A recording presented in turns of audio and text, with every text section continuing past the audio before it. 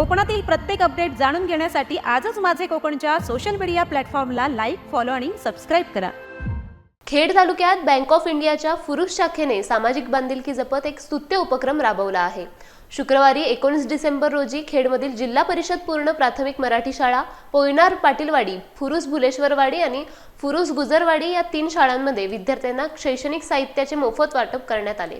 विशेष कार्यक्रमाला bank of India फुरुष शाखेचे शाखाधिकारी श्री दीपक सोमकुवर प्रामुख्याने उपस्थित होते।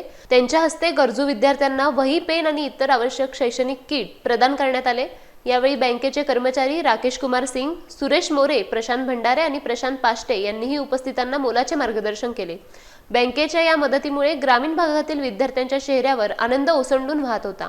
केवळ बँकिंग सेवा न देता समाजातील घटकांना शैक्षणिक प्रवाहात टिकवून ठेवण्यासाठी घेतलेला हा पुढाकार कौतुकास्पद ठरत आहे। या उपक्रमाबद्दल शाळा व्यवस्थापन समिती आणि पालकांनी बँक प्रशासनाचे विशेष आभार मानले आहेत।